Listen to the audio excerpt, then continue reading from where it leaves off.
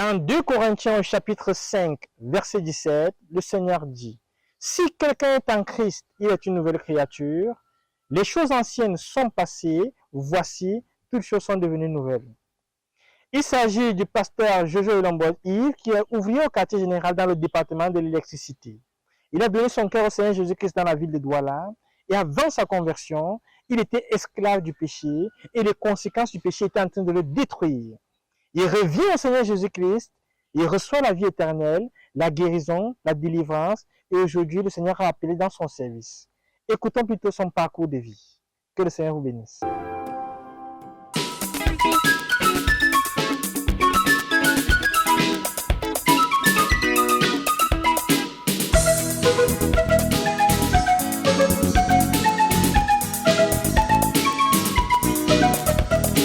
Jésus guérit, il pardonne, il délivre, il libère. Je m'appelle Jojo Yves.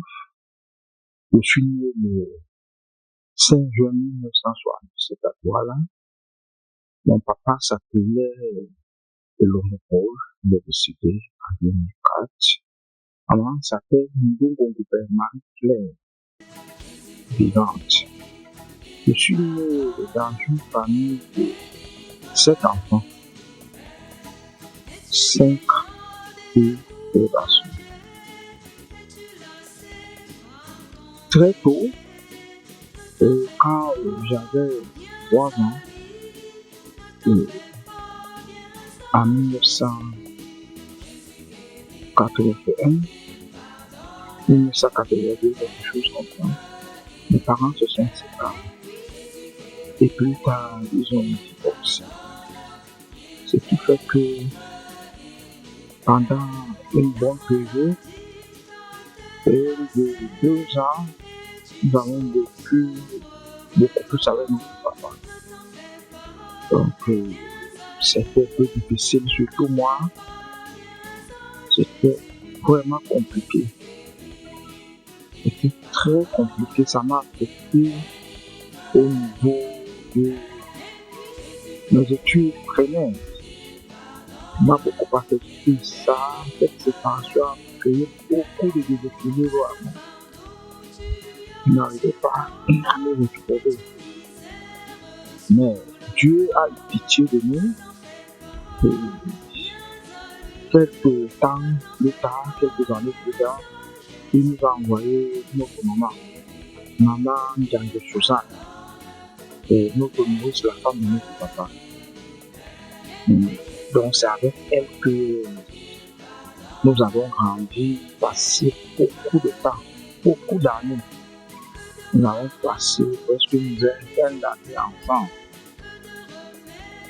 À Suzanne, donc déjà, elle m'a aidé à nous rassembler. Le déséquilibre qui a été créé, elle a pu s'arranger. Et j'ai repris normalement mes études primaires. Et c'est comme ça que, en 1990, j'ai obtenu mon CPE. Après le CPE, je suis allé au lycée d'Aqua. Au lycée d'Aqua, en classe de 5e, à l'âge de 15 ans.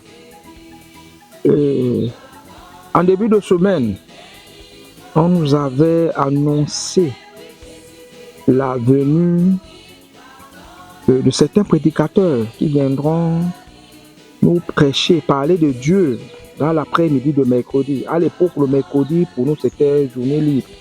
Mercredi après-midi, c'était journée libre, il n'y avait pas classe.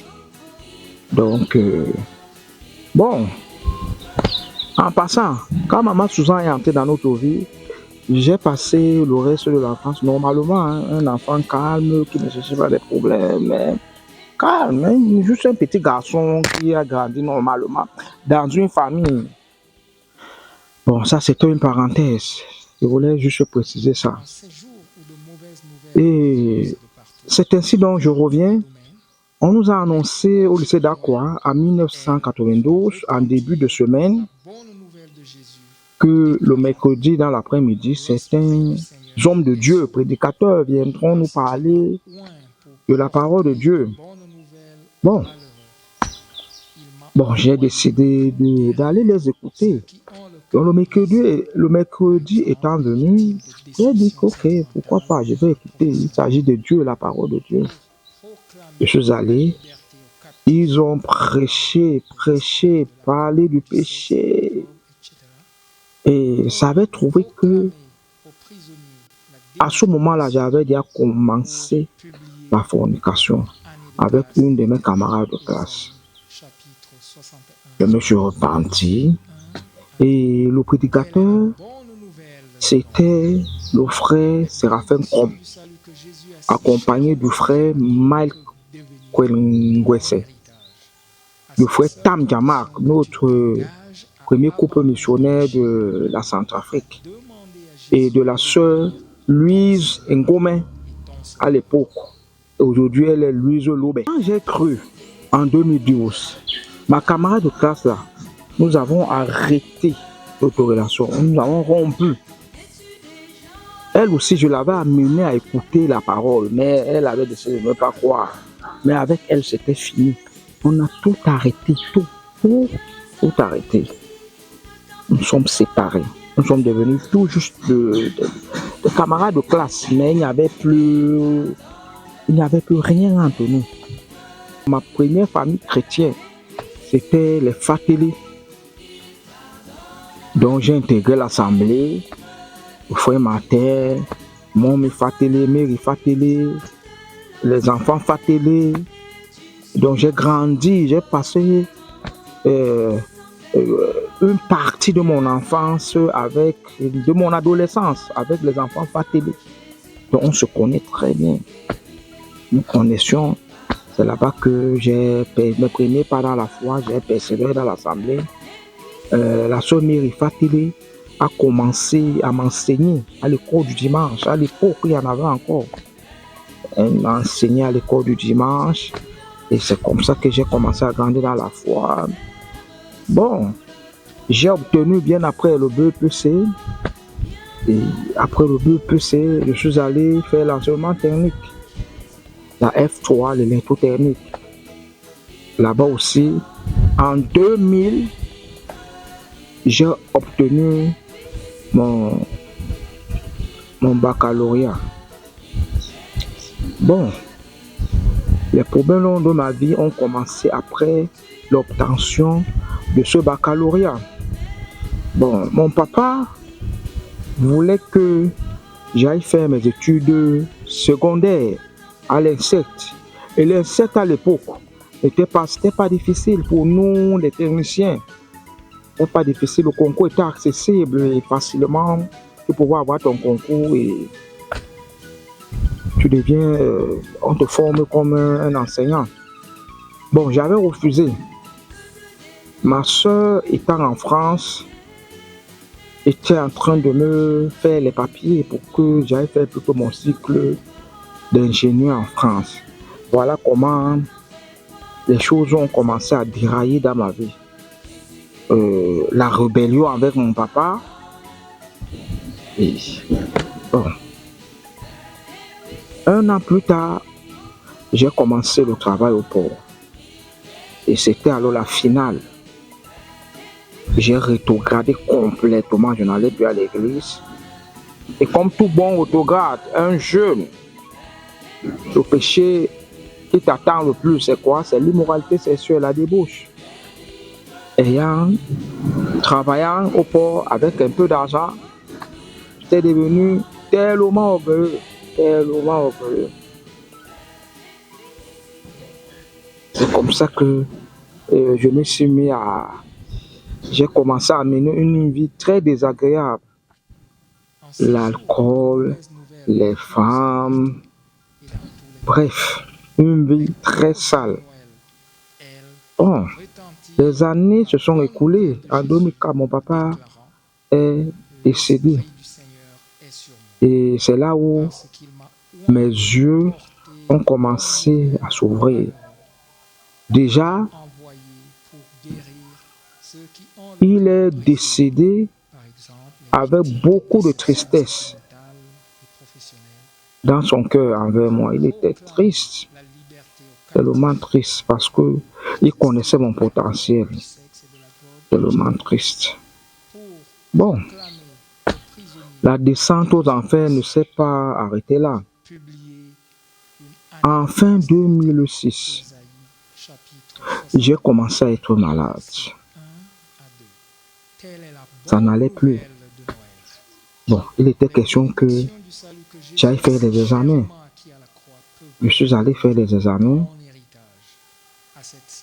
et 10 jours après, à l'époque, quand on faisait les examens, le test sanguin du VIH, on attendait beaucoup de jours avant qu'on nous remette les résultats. 10 jours après, je suis allé chercher mes résultats. C'était dans un laboratoire scientifique. Je me rappelle encore, je me souviens encore du nom. Scientilabo, à côté de l'ancien cinéma Lovori. Bon, je ne sais plus si ça existe encore aujourd'hui. Bon, je viens chercher mes résultats. On fouille, on ne retrouve pas. À un moment, une infirmière, elle demande à sa collègue, mais de quel résultat vous cherchez? Et le malade là, il a dit, hey, tiens, malade de quoi? J'ai commencé à pleurer, donc j'ai attrapé cette maladie. Ils m'ont consolé là-bas, ils m'ont consolé. Finalement, on m'a remis mes examens, les résultats. J'avais le VIH type 1. Voilà où mon péché m'a conduit. Un séropositif. Vous voici, heureusement, virtuellement, face à face avec l'un des agents infectieux les plus redoutés qui soient, puisqu'il s'agit du virus d'immunodéficience humaine ou VIH. Comment ce microbe a-t-il pu déclencher l'une des épidémies les plus marquantes de ces dernières années, le sida? Pour le découvrir, nous vous invitons à voyager quelques instants dans notre organisme. Tout d'abord, dans des conditions normales, notre corps est sans cesse envahi par des quantités impressionnantes de microbes, tels que par exemple ces bactéries. Heureusement, nous disposons d'une parade. Il s'agit de notre système de défense immunitaire, composé de ces globules blancs qui éliminent sans cesse ces envahisseurs. Ainsi, au sein de ce système immunitaire, chaque cellule a un rôle bien précis. Par exemple, certains de ces globules, appelés CD4, que vous voyez à présent, aident les autres globules à s'activer et à détruire ces microbes. Ils sont donc essentiels. Suivons quelques instants ces CD4 dans notre sang, mais ceci lors d'une infection par le virus VIH. Comme vous le voyez, le virus VIH a pour cible privilégiée nos globules CD4. Il y pénètre et utilise les composants de notre globule pour se reproduire à grande échelle. Il s'échappe ensuite vers d'autres globules CD4 qui sont progressivement détruits, tandis que le virus se reproduit massivement. À présent, retournons auprès de nos microbes envahisseurs. Notre système immunitaire étant détruit, ces microbes prolifèrent eux aussi. Ils peuvent alors déclencher des maladies appelées opportunistes, puisqu'elles profitent de la faiblesse du système immunitaire. À ce stade, le sida apparaît. Le virus de l'immunodéficience humaine, VIH, s'attaque au système immunitaire et affaiblit les défenses de l'organisme contre les infections et certains types de cancers. Le stade le plus avancé de l'infection à VIH est le syndrome d'immunodéficience acquise, SIDA, qui peut apparaître au bout de 2 à 15 ans.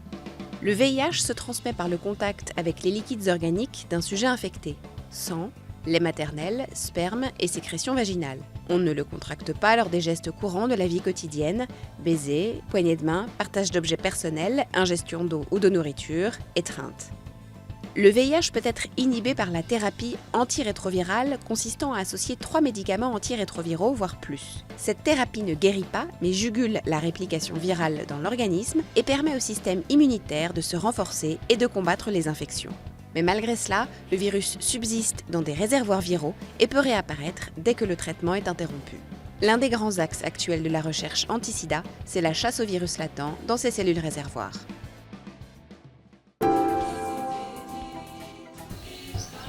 Le mal ne s'est pas limité là. J'ai eu beaucoup d'apparitions cutanées, des boutons un peu partout sur le visage, au niveau de la paume des mains, sur le corps. Et l'hôpital qui m'avait envoyé faire des examens, c'est l'hôpital de district de Newbell. Le médecin qui m'avait envoyé faire ces examens-là, je suis donc revenu avec les résultats. Je lui ai montré. Bon, elle m'a consolé de façon très professionnelle. Elle m'a dit non, ce n'est pas la fin du monde. Bon, tu vas juste comprendre que ta vie n'est plus comme les autres. Tu dois plus vivre comme tout le monde. Il y a certaines règles à suivre, certaines restrictions à observer. J'ai dit ok, bon. Quant aux apparitions cutanées, j'ai fait beaucoup d'examens. On n'arrivait à rien voir. Beaucoup d'examens sortaient négatifs. C'est le dernier examen que j'ai fait à l'hôpital de la Quétine de la peau qu'il s'est avéré que je suis atteint, j'ai la lèpre. Ça, l'autre là, c'était encore le coup sur la massue. Et il fallait que je sois très fort pour pouvoir résister à cette autre annonce, cet autre résultat. Et qu'est-ce qu'il fallait que je fasse? J'ai commencé donc à suivre le traitement. Je suis allé à l'hôpital de district de la Débamba. Là-bas, c'était le comble. Ce que j'ai vu là-bas, oh, c'était pénible de voir à quel niveau la maladie avait réduit l'être humain. Quand je suis arrivé là-bas pour la première fois, j'ai compris que non, moi, je suis en santé. Bon, bref, on m'a aussi fait des examens là-bas. On a découvert que j'ai la lèpre B+. Bon, donc j'ai suivi donc mon traitement à l'hôpital de district de la Débamba pendant 2 ans. Et de 2007 à 2009, on me remettait une tablette de comprimés, 28, donc 28 jours. Je prenais un chaque jour. Donc c'est comme ça que j'ai suivi mon traitement jusqu'à ce que je sois guéri de la lèpre des années plus tard. Bon. Quand mon résultat du VIH, on m'a dit les résultats que j'avais été atteint du VIH. Bon, une pensée est venue dans mon esprit. Que, mais qu'est-ce que tu fais ici? Si tu meurs ici, tu vas aller en enfer. Vaut bien mieux retourner à l'église et aller mourir calmement à l'église. Tu arranges ta vie et tu meurs à l'église. Bon, c'est ce que j'ai fait. Je suis revenu au Seigneur à l'église en début 2007, des années 2007, de l'année 2007. Complètement, je suis revenu au Seigneur. Mourir, je ne venais pas chercher une guérison. Je savais que ce qui m'arrive, j'ai péché devant Dieu. J'ai déçu le Seigneur. Donc moi, je revenais pour mourir. Je ne venais pas pour autre chose. Je savais que je viens, j'ai arrangé ma vie avec Dieu et la mort arrive et je meurs. Tranquillement, moi, je pars au ciel. Et c'est comme ça que je suis revenu. Je suis revenu au Seigneur, complètement. Et bon, revenu un croyant normal. Et en fin 2007, le miracle de Dieu a commencé à se produire dans mon corps. Les forces, déjà, la maladie m'avait rendu tellement faible. J'étais trop affaibli. Trop affaibli. Donc en fin 2007, les forces ont commencé à revenir. Et c'est comme ça que j'ai pu reprendre mes jobs et je vivais de ces jobs-là. Et j'ai même pu aller en location. Je vivais seul. Mais je savais que dans mon esprit que je vais mourir. Donc je confessais mes péchés. On m'a amené à confesser les péchés. Je me suis repenti. J'ai avoué. J'ai tout exposé. Donc, mais les faux, Dieu a commencé à... Et en 2006, j'ai intégré la jeunesse de l'église, j'ai intégré le ministère de la sonorisation de l'église. Bon, j'étais un croyant normal de l'église, faisant tout ce qu'on me disait de faire. Je vivais de mes jobs et je venais à l'église. J'avais déjà arrangé ma vie complètement. C'est comme ça que j'ai mené ma vie. Jusqu'en 2012 où je suis arrivé ici à Koumen. Avant d'arriver à Koumen, j'avais demandé au Seigneur, voici l'appel missionnaire. Est-ce que tu voudrais que j'aille à Koumen? Le Seigneur m'a dit, va. Avec demandé à Dieu, est-ce que toi-même tu sais que je suis malade? Non. Le Seigneur m'a dit, va. J'ai obéi. Je vous dis sincèrement, il y a eu cette transaction entre Dieu et moi. J'ai obéi. Je suis arrivé à Koumen. Après cette formation de 42 jours avec le frère Théodore, j'ai répondu à l'appel missionnaire. Et définitivement, en mars 2012, je suis venu m'installer à Koumen. J'ai intégré l'école missionnaire, l'école de la connaissance du service de Dieu. Bon, tout allait normalement. J'étais un étudiant calme. C'est comme ça que je menais ma vie. Mais quelque chose s'est passé. En 2013, mes yeux commencent à me faire mal. J'ai le mal des yeux. Ça ne va pas. Il fallait que j'aille à Douala me soigner, me traiter. Je vais donc à Douala. Quand j'arrive, je vois le médecin. Et le médecin m'examine. Après, m'envoie faire certains examens. Arrivé au laboratoire, on me demande de faire le VIH. Je leur dis, mais comment? Qu'est-ce que ça a à voir avec les yeux? On m'a dit, non, le médecin a demandé cet examen, tu vas le faire. Bon, après 1 heure de temps, on m'a appelé. Monsieur Elombo. Je me rends au laboratoire. Bon, déjà, quand j'étais en train de faire l'examen, je leur ai avoué que j'ai le VIH. Et c'est l'autre là, vraiment, ne me faites pas dépenser pour rien. On m'a dit non. Je viens donc chercher les résultats. Je dis, donnez-moi mes résultats. Je demande mes résultats, mes examens. Les résultats des examens, je les demande. La dame refuse de me les donner. Elle me dit non, il y a une autre dame dans une petite salle qui veut causer avec toi. Je lui dis que comment? Je vous ai dit ici, est-ce que tous les malades avouent qu'ils ont le VIH? Et je voulais dire, les yeux me font mal, madame. Pardon, permettez-moi d'aller me soigner. Elles me disent non, il faut que tu entres là-bas. J'obéis, j'entre. La dame me dit, asseyez-vous, monsieur Elombo. Monsieur Elombo, sachez que quand on a le VIH, voici votre vie désormais. Elle m'a cité un bon nombre de choses que je ne devrais plus faire et tout, et ce que je devrais faire. Je lui ai dit, madame, moi je suis un enfant de Dieu. Je crains Dieu, rien de tout ça dans ma vie. Ok. Elle m'a dit, quand on n'a pas le VIH, voilà la vie qu'on doit également mener. Je lui ai dit, je suis un enfant de Dieu. Elle me remet mon résultat. Elle me dit, mon résultat négatif. Je n'en revenais pas. Je lui ai dit, madame, ne vous amusez pas avec moi. Ne vous amusez même pas avec moi. J'ai commencé à couler les larmes. Elle me dit, non monsieur, quand tu nous as dit ici que tu étais atteint de VIH, j'ai demandé personnellement qu'on examine ton sang 3 fois. Et les 3 fois-là, nous ont donné un résultat négatif. Oh, j'ai commencé, j'ai pleuré. J'ai pleuré, je suis sorti de là. J'ai commencé à remercier Dieu. Je suis allé voir le médecin. Et c'est comme ça que, de façon miraculeuse, le Seigneur m'a guéri du VIH et de la lèpre. Bon, quelques années plus tard, je me suis marié. Bon, nous avons des enfants. Bon, En quelque sorte, voilà le miracle de Dieu dans ma vie. Donc, je ne sais quoi d'autre dire. C'est Dieu seul qui est intervenu dans ma vie et m'a purifié de toutes ces maladies incurables.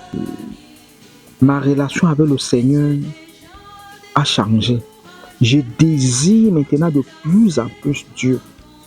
Je désire Dieu. Si je passe une journée sans lire ma Bible, quelque chose ne va pas. J'ai ce désir-là.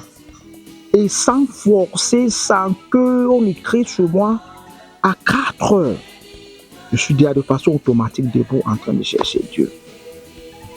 Et j'aime une autre chose, mon travail. Je suis en train de regarder ce qui ne va pas et corriger tout ce qui ne va pas. J'aime plus mon travail aujourd'hui. Quand je suis arrivé à l'école missionnaire, à l'école de la Conférence Service de Dieu, nous avons été formés pendant 3 ans. Après ces 3 années, comme moi j'étais électricien, électrotechnicien, on m'a affecté dans le département du quartier général. Et dans le département du quartier général, avec Papa Nico, j'ai intégré l'équipe de construction. Donc c'est comme ça que j'ai commencé à m'exercer ici au quartier général. La plupart des bâtiments ici au quartier général, je les ai électrifiés. À l'époque, je travaillais avec le frère Jean-Robert, nous étions seulement à 2. La plupart des bâtiments ici au quartier général, c'est moi qui les ai électrifiés. Bon, après cela, l'équipe a grandi, le Seigneur a commencé à mener d'autres ouvriers. Aujourd'hui, je suis en charge avec d'autres personnes de la gestion de l'énergie dans l'église du quartier général. Bon, voilà. Et le Seigneur a voulu me responsabiliser. Donc voilà. Donc nous gérons, avec mon collègue Thierry Perrin, nous gérons l'énergie du quartier général. Nous sommes dans la gestion de l'énergie du quartier général. Et l'énergie du quartier général a été le dirigeant principal de l'énergie du quartier général, c'est le frère Moussa Koulibaly du Mali. Nous sommes, Thierry et moi, nous sommes ses assistants. Lui n'étant pas là, ne pouvant pas être là tout le temps. Donc voilà, je suis en quelque sorte un responsable. Mesdames et messieurs, merci de nous avoir écoutés. Que le Seigneur vous bénisse et nous vous invitons à rester scotchés à nos programmes. Soyez bénis.